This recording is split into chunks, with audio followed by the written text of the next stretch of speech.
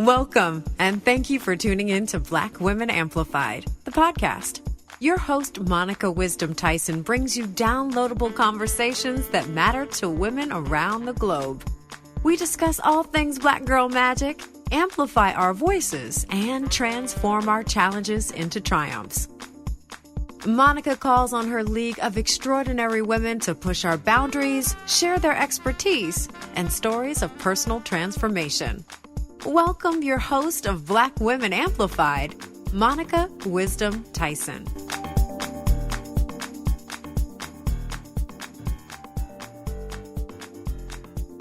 Welcome, Black Women Amplified family. This is your girl, Monica Wisdom, and I'm so delighted to be with you today. Today's conversation is fantastic. Vanessa Riley has stopped by the podcast to talk about her latest novel, Fire, Sword, and Sea. And I promise you, we're going to go deep. She is an acclaimed author whose work brings to life hidden histories. You may know her from her work with Island Queen, the Good Morning America Buzz Pick, or Queen of Exiles, an ABC View Lit Pick. She's an award-winning author. She won the 2024 Georgia Mystery Detective Author of the Year for her book Murder on Drury Lane, and the 2003 Georgia Literary Fiction Author of the Year for Mother, Sister, Warrior. Her writings have been praised by the Washington Post, Entertainment Weekly, NPR, Publishers Weekly, and the New York Times. She has written 29 books so far, blending deep research with a true passion and heart for sharing our stories. Her work is shaped by her work in the STEM background and her love for storytelling rooted in the Caribbean, the Georgian, and the Regency eras. Vanessa is passionate about celebrating diverse voices, and she's also an awareness advocate for the sickle cell anemia community. This conversation is about history, our history, but it is also about courage, choice, and what it looks like to build a life beyond expectations. And we all know about living a life because of expectations. So I want you to sit back, put on your headset, get your favorite beverage and snack, and tune in. This is the perfect time to learn more about Vanessa Riley, her journey from PhD to storyteller, and this incredible book, Fire, Sword, and Sea. Please welcome to the podcast, Miss Vanessa Riley. Hello, Miss Vanessa. Thank you so much for joining this conversation. I'm so excited to talk about your new book, and I'm excited for the listeners to get to know more about you. How are you doing today? I am doing fine because I'm talking with you, Monica, and I'm excited to be here and tell all your readers about Fire, Sword, and Sea. I can't wait to post it all across social media. I like to keep my interviews secret until they come out, but after they come out, loud and clear, because this book is fantastic. It hits all of my good spots. I love Black women. I love traveling, the adventure, the sea, and the ocean itself had its own personality. Exactly. The ocean was its own character. Now, before we get into the interview, I just want to know, you had your release last week, your official release date. How did you celebrate yourself? With readers. When you're in the mode of release, you want to connect with as many readers as possible. And the beautiful people came out. Every tour stop, every place, crowded folks hungry for this book, and it just amazing. That's a refuel, right? Mm-hmm. Because you're writing, so much of you is poured into the book, and when readers are excited and I give you a moment away from the normal crazy, to slightly fictional but true crazy. Right. To me, that's a refreshing of my well. That's how I celebrated with readers. Well, that's a beautiful place to celebrate because this is a book to read. I absolutely loved it. So before we move on to talk about this juicy book, talk to me about where you grew up and the village that raised you. The village that raised me is, everything I have to blame on my parents. So It's their fault. it's all their fault, right?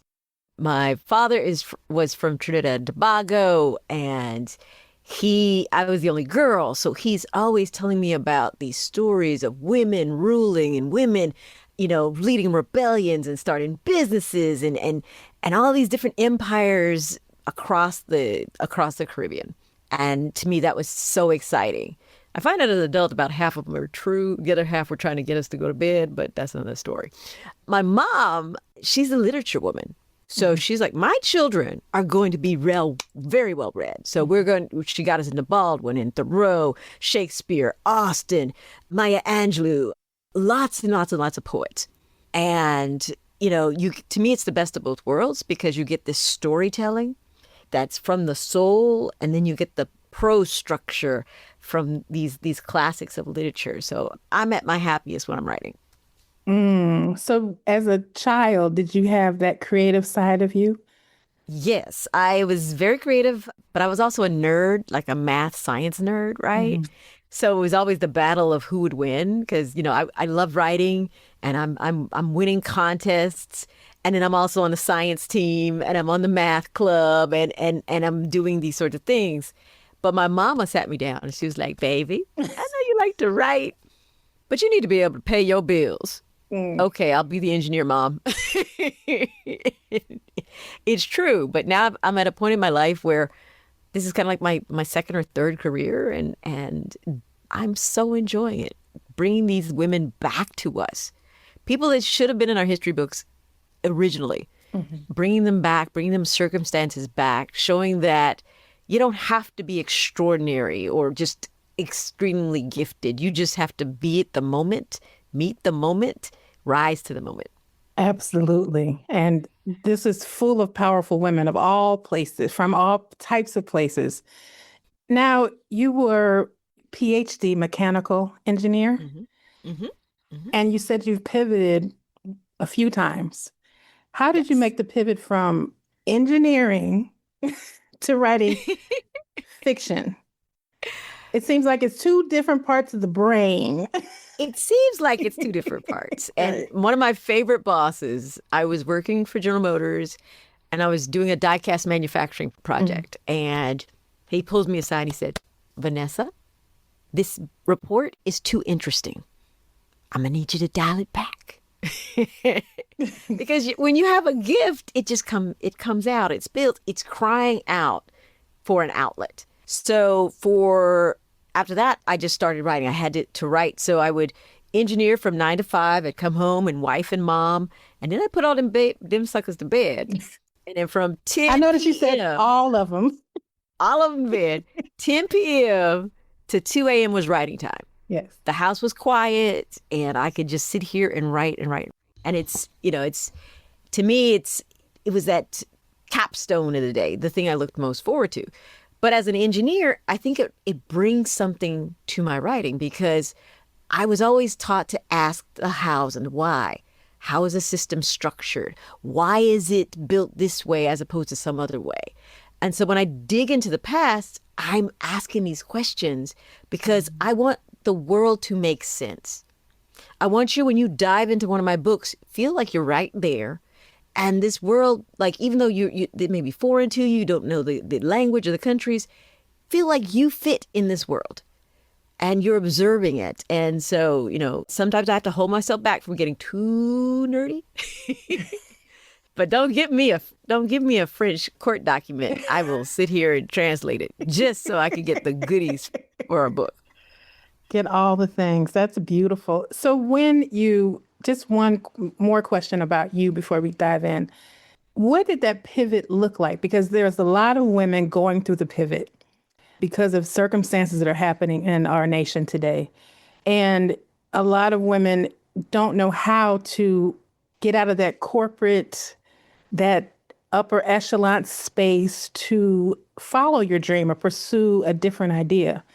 How did you make that journey for yourself? For me, I would love to say I was fully prepared for the pivot. Mm-hmm. No, but I was working on my gift. So I was preparing my structure. I was writing books and sometimes I was self-publishing them. Sometimes they were traditionally published, but I was always working on this gift, honing the skill for the moment. And then the moment came when I sold Island Queen. That was when a big five, HarperCollins / Willie Morrow, purchased that book. And that's been the kind of explosion of trajectory. But at the same time, we also have the pandemic happening. And so at this point in time, I was running my own software boutique firm, and my clients aren't surviving the pandemic. They're imploding. And so this customer base is beginning to shrink. And technology leaped ahead because it was a type of portal software so that for meeting notes and these types of organizing your structure. Well, Zoom is doing half of that now. And there's so many Notion and all these other things that just kind of leapfrogged ahead. So you can't ever be prepared. Right. You just have to know that when it's time, you will know it in your heart. Sometimes circumstances will tell you, but you can do it. And while you can, whatever it is, even if it's knitting, knit now. If it's writing, write now. If it's cooking, cook now. If it's building houses, build those houses now. Don't wait. So that when it's time to pivot, you are going in full strength. You're not having to learn new things. You've also set up your network so that you are, I have editors that I work with. I have marketing people that I kind of know, book format. You've got your network in place so that no matter how you have to pivot, you're ready to pivot. So that's the only thing is just get ready to be ready. And then you'll know when it's your time. That's beautiful. Thank you for sharing. We need to talk more about that in this world, those pieces that come together for us. Now, speaking of pivot, this is book number 29, Fire, Sword, and Sea. Fire, Sword, and Sea. I love this book. I will probably read it again because it's that good. I really enjoyed it. Thank you. And here's the thing, I wasn't on my phone listening to it. I was paying attention as I was riding the wave. So that says a lot about the writing and how skilled you are at your craft. This book highlights a hidden figure, not only a person, but an industry that I didn't know was legal. I didn't know that governments hired these people. Like it's a whole... You have just opened up a floodgate.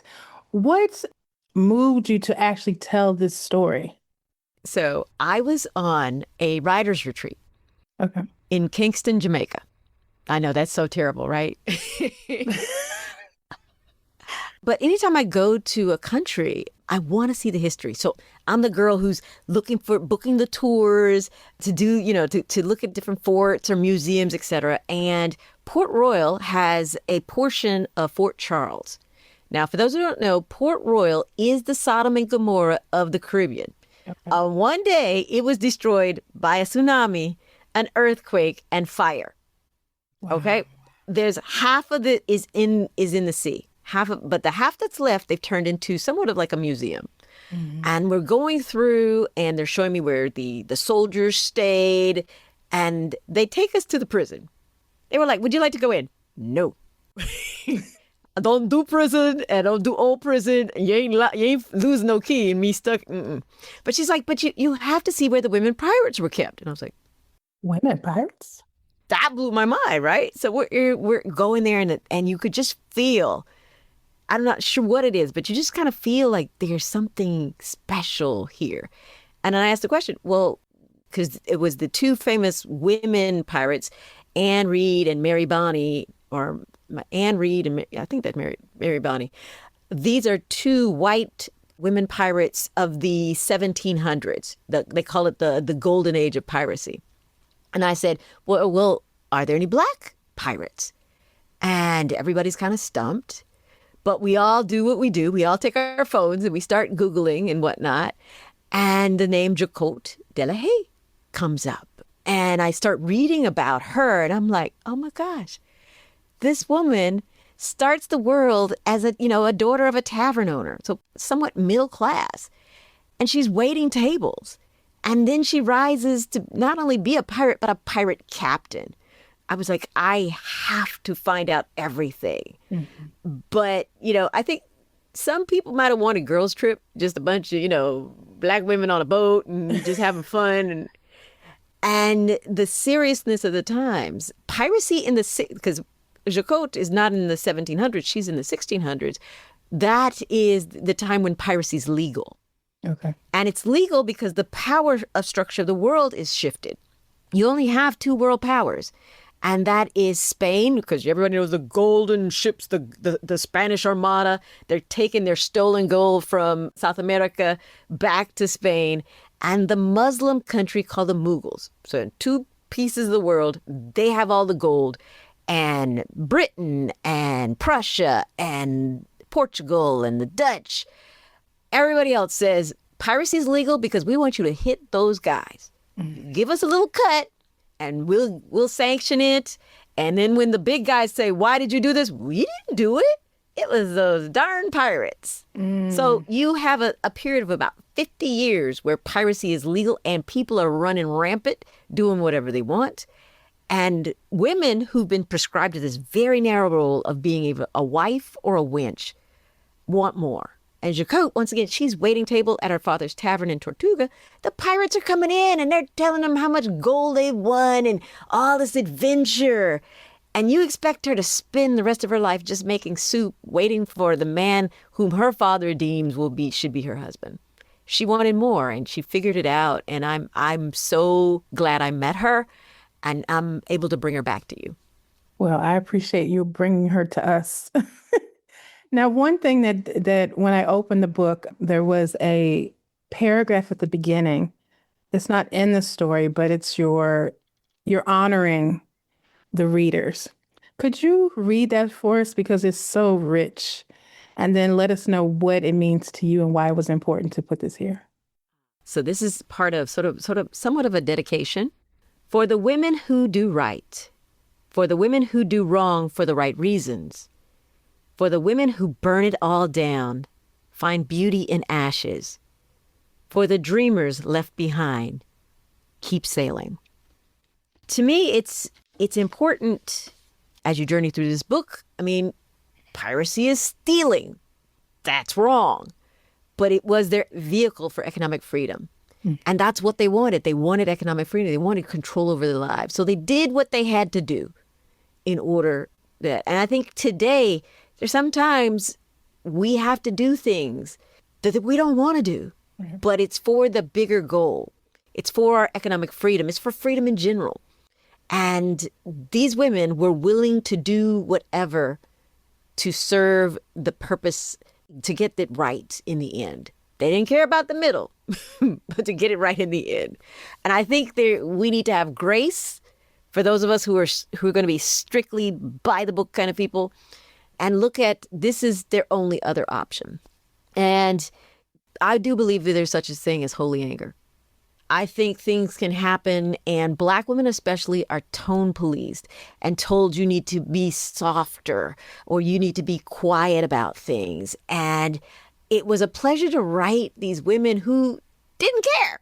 They needed to be loud when they needed to be loud, when they had to be quiet to keep their identity, to keep pieces of them secret to the world. They did that. But they were not afraid of shouting, not afraid of saying what needed to be said. And then in all these things, when these women do these grand things, sometimes there are people left behind. And the people left behind still need to dream, no matter how disappointed they may be or how much they may miss something. They need to keep dreaming and accomplish everything that they want, just like these women did. So that's what that dedication means to me. It's kind of my homage to what you're about to read. Plus, for you, maybe it's a wake-up call. Maybe it's an encouragement that you can do it too. I loved it. It was just like, it opened my mind because we get so put into being dignified and Black excellence. And sometimes like you said, you got to do what you got to do. And there's no shame about that. No Mm-mm-mm. shame about that. Now, piracy is typically romanticized. You either have Pirates of the Caribbean, Chocolat, or Washington Black, but you showed the ugly side of it and how the transatlantic slave trade wove into the piracy for the gold and the jewels and the power. What type of research did you have to do, and how were you able to depict such a powerful piracy career into this? But first, I tried to find everything I knew about Jacquot. And as typically, Black women are not very well documented. Women in general are not very well documented. I mean, we're very lucky just to have Anne Frank's diary so that we could know what was going on during that time frame of the world. But her contemporaries, the people she was buddies with, friends with, Anne Devere, Lawrence de Graaf, Michel Lebasque, they are very well documented. So now I've got a time frame of where they are. I read there are pirates who actually wrote apology letters for their thieving, but they would describe the battles and things that they did. So I'm reading their narratives and I was like, wow, look at this. Look at how their ships operated. A pirate ship is a meritocracy. And they're not asking if you're Black or white or whatever. They're asking, can you do the job? 20 to 30% of the pirates in the Caribbean are Black. So these boats, I watched Pirates of the Caribbean. I loved Pirates of the Caribbean, but the representation wasn't exactly what was happening in the Caribbean. These 20 to 30% of your boat, you got 100 people. That's 30 folk, Black folk on your boat. And you're all working together. The captain, everything is voted on. So there's a sort of like the governance of how we're going to do, even to the point of, are we going to deal in slaves? That is the vote. The captain gets 2 votes. Everybody else gets 1 vote.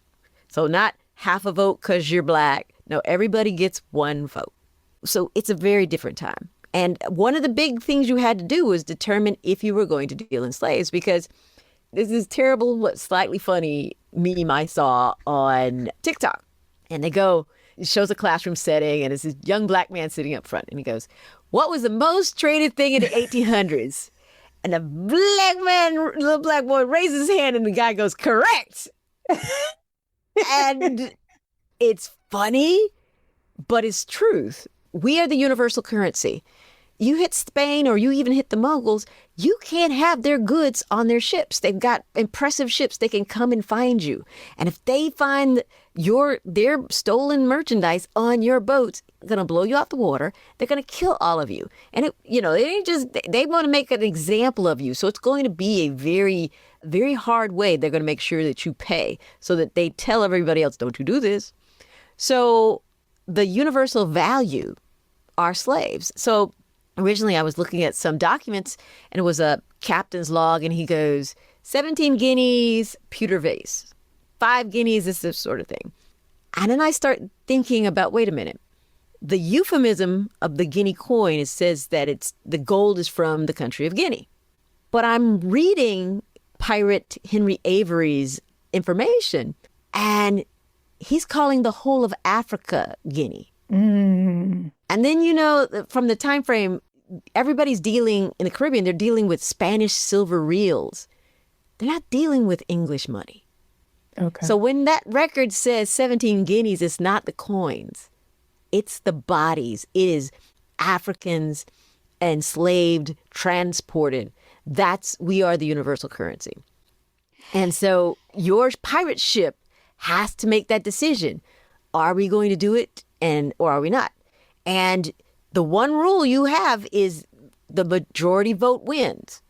So there are situations where Jacquot and these others get stuck on boats and the majority vote is against them. But you've made this bond as long as you're on the ship, because I have to know that we go into battle and you have a sword in your hand, it is not going in my back. I have to be able to trust you explicitly. And it's a crazy system, but it's all built on transatlantic slave. I love that Jacquot was prepared because she walked around and practiced with her knife, her sword. Yep, she started with the fish, cutting up the fish. She was ready for anything. And she was fierce. She is a fierce character. And it was just, I loved seeing her badassness, that she was ready. She knew what she wanted when she was young, although people didn't live that long back then. So you made your choices early, but she made her choice so her father couldn't make his choice, which I love about her. She was like, I'm not doing that. I'm not doing that. Now, in order to survive, Jacquot had to transform because women, like you said, had two choices: to be a wench or a wife. And neither of those were her choice. And so how were you able to weave in her sense of needing to be safe as well as being invisible so that she could do and live how she chose to? Yeah. It was a careful balance because at some respect, she's fearless, right? She's fearless. But at any moment, like she's dressing up as a man because women are not typically allowed on ships. And some pirates thought it was bad luck for a woman to be on a ship. Mm-hmm. And so she has to go in disguise. And to me, it's like, how do you disguise yourself and pretend to be someone else just to have this opportunity? You must want that opportunity so bad that you have to put on this pretense. But this pretense is also protection. So that I want to make sure that Jacquot was always portrayed as a human, not a super Negro, not a magical Negro with all these special gifts. Because what that does, it tells you can't do this. Unless you're the chosen, you can't do this. No, she just prepared. And she lost that part of herself that said, you know what, I could fail. She was like, I'd rather try and fail that way than to never try. And so, life circumstances happened. She really had to succeed. Otherwise, things were going to go, very poorly for her, her family life, etc. But I needed to. It was a difficult balance of showing this woman who was in hiding, but yet she's brave, but yet she has these fears of discovery. So it's a very tight balance. I'm trying not to spoil the book because I have so much. So I'm trying to be real. My brain is like, ask her. No. But Jacquot, let me pronounce her name correctly. She often had to choose between family and her longing for adventure, because as a young person, she said she didn't know what she wanted to do. She wanted adventure. Why was weaving that part of the story important into this book? It was amazing because, I've written Island Queen, Dorothy Kerwin Thomas, the main character, true woman. She's very maternal and her children are her world. And she's got to make sure that her kids never are in a position where they would be enslaved. So it informs her world and her circumstances. Jacquot is someone who I found nothing in any of the narratives about her that suggested she wanted home and hearth and family. And to me, there's a little bit of freedom to write someone like that. And I wanted to write because I think people make choices for all reasons of why they have children, why they don't have children, why they have a family, they don't have family. I wanted somebody unapologetic in her stance. She understood responsibility, but she was like, I want my dreams first. If this is the order of things I have to do, I'm going to have my dreams. I'm going to have my adventure. I'll bring back lots of money. And then I will step up and do my role. But I'm going to make sure you're protected in the interim, the best that I can. But I have to do this. And I think people want to condemn women. People want to condemn Black women for wanting their goals. And sometimes you want your goals so much it's consuming. But I don't necessarily think that's a bad thing. I think there is always reasoning and there are consequences for certain choices, etc. But I think we need to have heroes that are okay with it, and her expectation, I'm going to give this tiny spot. The expectation was that she was going to be the caregiver for her younger brother who has mental challenges. That father could have gotten remarried at any moment in time and had a wife or another more siblings who would be helpful in caring for that younger. But he didn't because he made the assumption it was Jacquot's responsibility. She should not be condemned for her choices any more so than the father gets scot-free in his choices. So it's like I wrote her unapologetic. I mean, she had guilt because she's human. She had guilt for things she did, but she wanted her dreams and nothing was going to stop her. Story with Josiah. Yep. Beautifully written and a beautiful arc. And it was just here's the thing about the book. And I just had to tell you this. There were so many stories within the story that could be their own book. So I hope one day maybe you take this book and turn it into the research that you've done and turn it into a documentary, because there is so much richness in here and so much I've never heard before, like the character Annie. Anne. I was like, now what now? Because that was her first taste of freeing people, because at the end of the day, she wanted freedom, right? And so she wanted to free people, not enslave them. She wanted to free her family and her culture and her world. And she meets Anne. And that was her first taste into her journey and her life's purpose. Now, because, I got questions, but I can't answer. But within this story of piracy and adventure and unapologetic decisions, there's also romance and love throughout the book. And it was written in such a tender way. Her love for her family, for her many people that she met along the way. Why was it important to give her a love story, a love journey, and that tenderness that you wrote into this powerful book? She's growing up as we meet her. I think she's 14 years old. And her natural path is to grow in everything, in her emotions, her heart. And to me, there are these balances in balance this ambition with the sacrifices of the heart. How does that all play out? And the people are true that she's interacting with. Michel Abbas, that she's linked with him. Lazao is more of an amalgamation of characters, but based upon the reality on the ground of what is happening in Petticoat Ave, where the pirates are hanging out looking for their next ship. But it was very important to show all sides of this woman. Jacquot is multifaceted.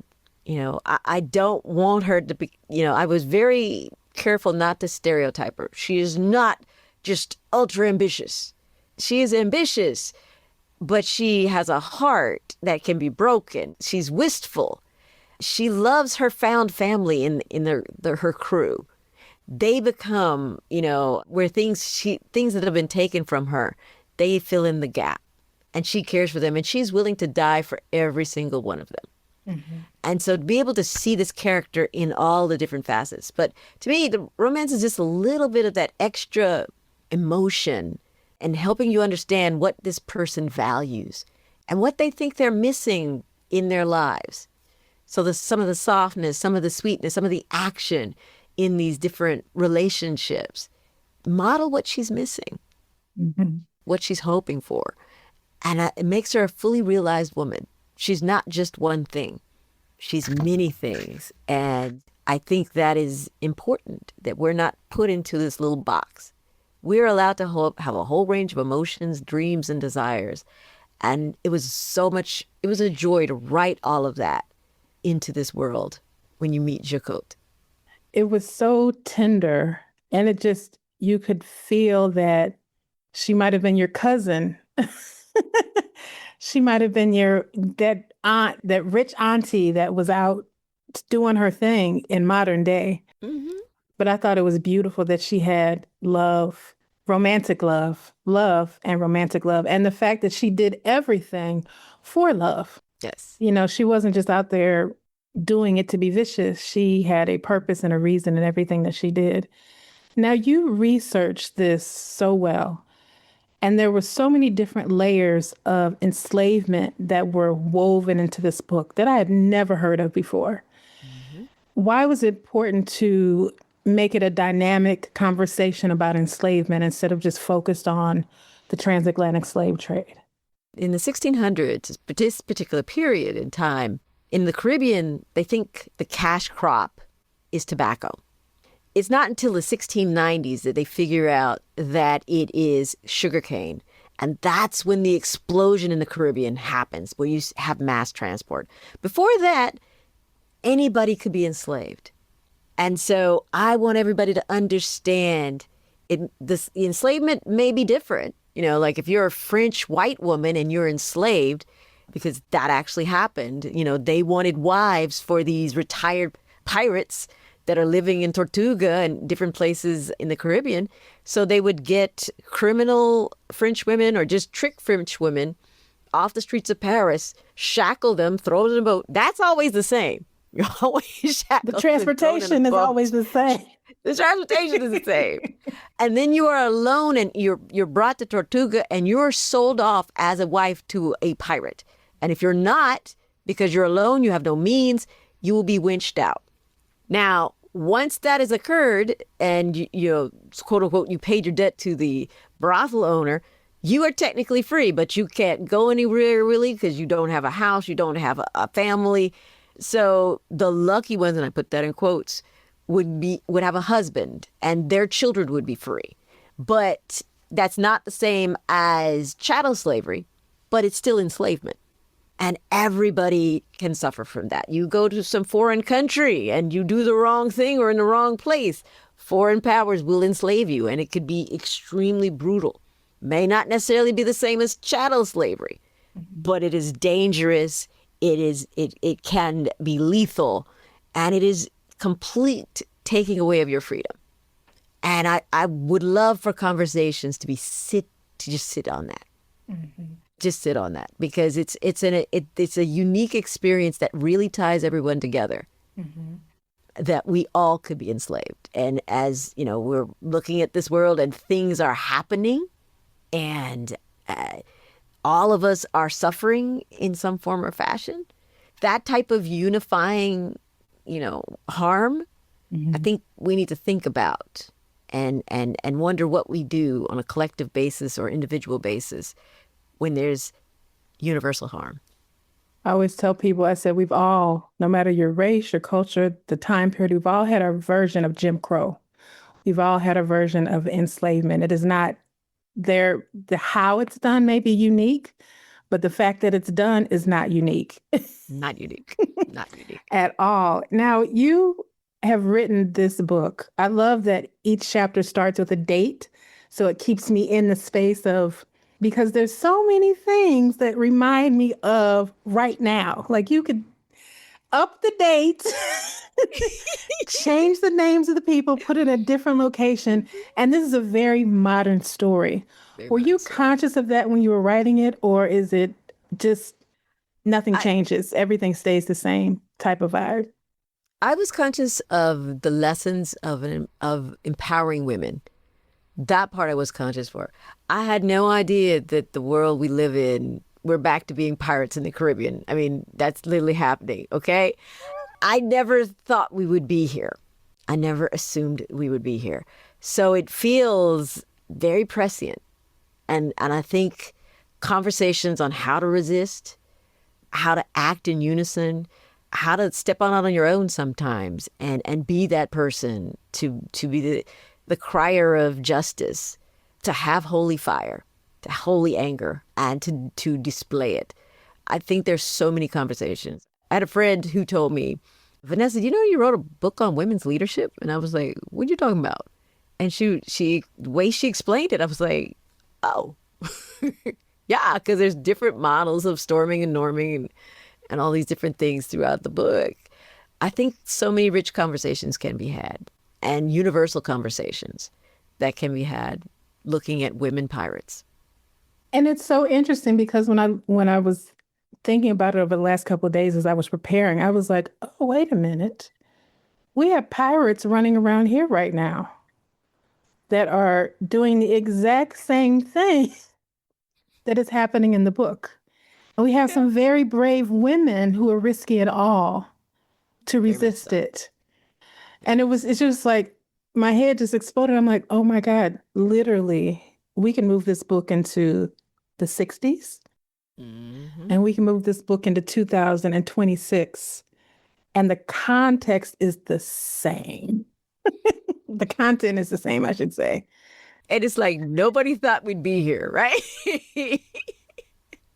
I tell everybody, I feel like this year has been 10 years. And I'm like, it's just 1 year? Yesterday was 1 year. But this book is so beautifully written. What is it that you want the world to know about Jacote and what she brought to the world? I think Jacote tells you it's okay to dream, that you're justified in having your dreams and pursuing your dreams, that you don't always have to make yourself smaller to make others feel important or to put their wishes and wills above your own. You are important. You have dreams and desires. You should not be shamed for your dreams, for going forward and living your dream and making the choices, but wisely making the choices. If I do this, that means this doesn't happen. And I'm okay with that. Informed decision making. And then you can resist.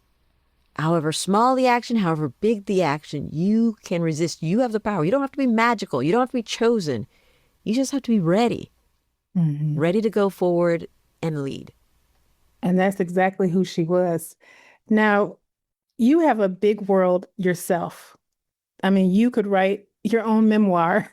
It could be a swashbuckler. You have been in many careers and many spaces, and you've written 29 books. Is this the 29th? This is 29th. This is 29. I just turned in book 31. Oh. Now, where did you pull your drive from and your focus and your commitment to telling these stories? The commitment to telling the stories, the truth. You know, growing up, I heard all these stories of women doing such incredible things, but I didn't see them on the shelves. And they weren't in our history books. And I talk with young people all the time, and there is this fear when you say read something about history, because they don't want to hear the enslavement story. They heard the enslavement story. They don't want to listen to something where somebody else has to save them. And I am very particular about the people that I choose. I'm also very particular about the points of history that I choose. Like, I'm not a cradle to grave kind of writer. I will choose a moment in time that defines them, is when you meet them. And then I'm going to leave you on a big moment in their lives where everything may not have gone perfectly, but you know, for that moment in time, they have lived their dreams. They have done what they set out to do on this earth. And I think that gives you a new perspective of history. If we don't learn history, we are subject to do things over and over again, which is why we have pirates again in 2026. So we cannot be afraid. And then you cannot let others define who you are or who you were. We need that stories. We need that armor. We need that drive and encouragement. And once again, Jacote's not magical. She's just a woman who had dreams, fought for them, and made things happen. That could be any one of us. And it's just the moment and the time when you make the decision. It doesn't have to be this big, long strategy session, coaching session. It's just like in this moment. And like you said earlier, you prepare for it, but you never know when the moment is coming. Yeah. Sometimes the moment will choose you. Yes. Right. You look up and you're like, well, I guess I got to walk forward. But you've been preparing, so you can walk forward and you can do it without fear.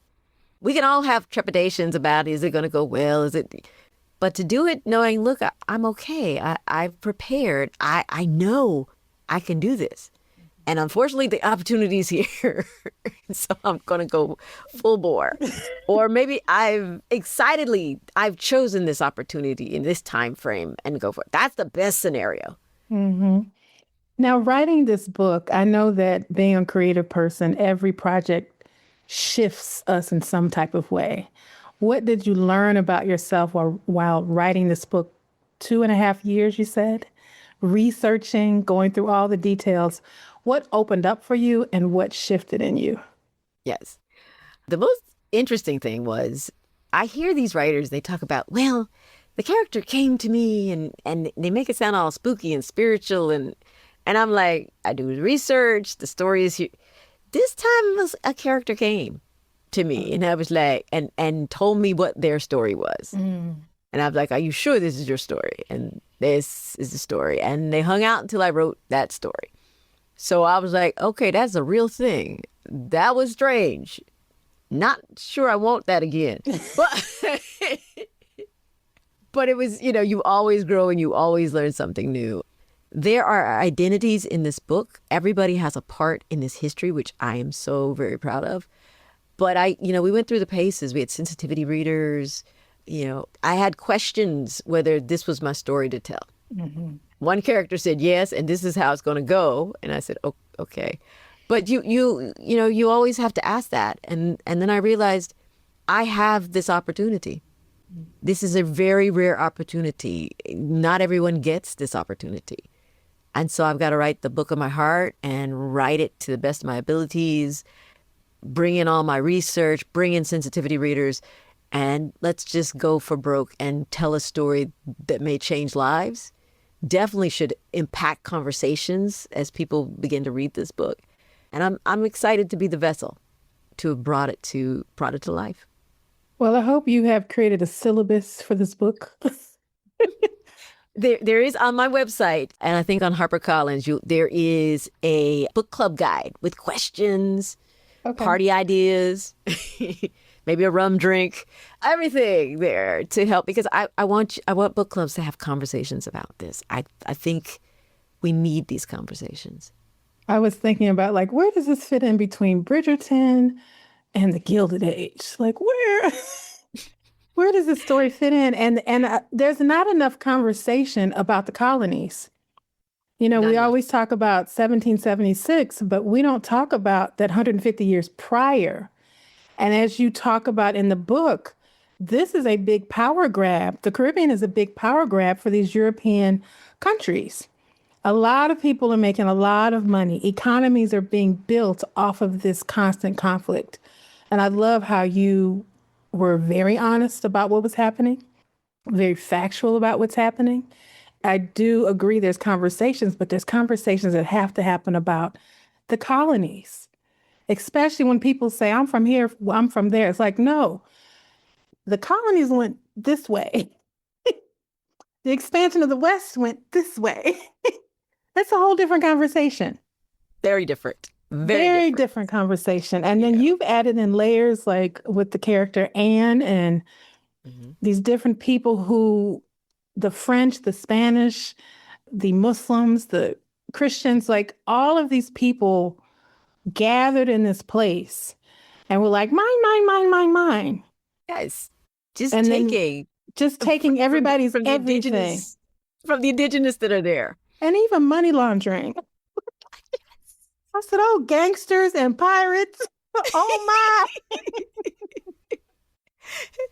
It's like, there's nothing new under the sun. Nothing. Honestly, there's nothing new under the sun. I said, how did she get this in 300 and something pages? This should be volume 1, volume 2, volume 3. And I was going back and forth. I was like, oh my God. But I really appreciate that you put the date at the top of each chapter. Like I said, so that I could stay immersed and that this is the 1600s. Absolutely. And this is a true story that I've never heard of before. So thank you for bringing these characters to life and all the characters that you bring to life. Now, my final question before the final question is, what is your superpower? We're talking about all these amazing women. What is your superpower? I think I have an ability, two part. There's not a database in this world I can't break, right? I've been doing a lot of research, girl. Yes, I'll be doing a lot of research and making these things spit out stuff they probably normally wouldn't spit out. But I think it's an 8-foot view. Okay. Because I always kind of step back and I want to show you everything that's going on because it all matters. So the political structure, because, they didn't have Google, but they were on the ground and they were talking about the battles and the wars and the colonization of every different areas, soldiers coming in with news, soldiers moving out, pirates coming in with news and these sorts of things. So be able to step back for a second and then show you how all this works. And then you can see mirrors of it in present day society. I think that is one of my gifts of being able to show you the context of how these decisions were made and hopefully spur conversations about why are we still doing this? Why are we still doing this? Well, you did it beautifully. And so, okay, the second to last question before the question is people are going to read this book and want more. Where in your catalog of the 29 books, what's the next thing they should read? They should definitely read Sister Mother Warrior. Okay. It's the two women who shaped the Haitian Revolution. So if you're into the battles and the things, Grand Toya is a Dahomey warrior who taught Jean-Jacques Dessalines how to fight. She was a gal, a leader of troops. So she taught him how to move troops in the mountains. And without her, you do not have Dessalines mobilizing an army, getting everybody in Hispaniola on one side to defeat the French. You can, Island Queen, a little bit more maternal than Jacquot. But she built businesses across the West Indies. So you get another viewpoint of this history, of the richness of the Caribbean, that we all actually have a piece of. Whether it's direct descendants or because of the trade, you have a piece in this history. And it's rich. And there are so many heroes in the fabric that the world doesn't want you to know about. They'd rather you think and focus on 1619, United States, chattel slavery, having to be rescued, as opposed to people owning their agency and breaking yokes and bondage and accomplishing their dreams. Beautiful. Beautiful. I'm definitely going to put that on my list. I'm an audiobook girl, so I will definitely be listening to those books. And thank you. Thank you for being here. Thank you for saying yes. And thank you for being so open about the words within these pages. Like I said, I'm going to read it. I'll probably listen to it, the audiobook, because I love to hear the actors act things out. Robin Miles, it's performance. It is a performance. She's amazing. Adjoa Andoh does a number like Island Queen, Sister Mother Warrior. Oh, Lady Danbury. Yes, Lady Danbury. Yes. They're funny because Harper Audio says, this is before Bridgerton, it was for Island Queen. Would you like a sample of Lady Dan's or Adjoa Andoh reading Island Queen? I was like, no, she did Doctor Who. Sign that woman quick before she changed her mind. Matter of fact, walk the contract to her front porch. And have her sign it. Like, no. These ladies are booked and busy. Get them quick. Because no. So the foolery is right. But I'm so grateful. We've got, it's a performance. And both Adjoa and Robin showed me a little peek behind the research they do. Blows your mind. She's an actor. No, but they're calling up researchers to get music to understand how it was sung. Period. So Robin actually sings a little in this. Okay. So you can kind of hear these traditions and things like that. So it's like the level of research is like, don't ask me. You're going to get a very bad French / Trinidadian version and Southern. It's not going to work out. It's not. But that is so funny. All my narrators are amazing. I'm very grateful. Well, you tell beautiful stories, and I hope that you get whatever your hope and dream for this book is. I pray that it comes to life, and I can't wait to watch whatever iteration it turns into. A television series, a movie, a documentary. And you and I are going to have to get back together, and we're going to be like, right? To have a watch party, like, oh my God. Exactly. I was even thinking, like, who could play her? It's cool. I know. Yeah, these are such rich, beautiful characters. I just pray that they do come to life off the page, because I think it's a story that it's many stories that we need to hear. and many conversations we need to have. So I want to thank you for joining. I appreciate you coming here. I can't wait to get back into this book. And I hope that everybody picks up a copy, downloads a copy of Fire, Sword, and Sea, and learn about the true stories of these powerful, courageous, unapologetic women and the people who love them. Right. Absolutely. Clock it, clock it. Clock it, clock it, clock it. All right. This has been a delight and a pleasure. And thank you for your time. I appreciate it. Oh, my pleasure. Thank you, Monica. Thank you for listening to Black Women Amplified. We hope you enjoyed the show. Be sure to subscribe and log on to blackwomenamplified.com for more information. Keep shining.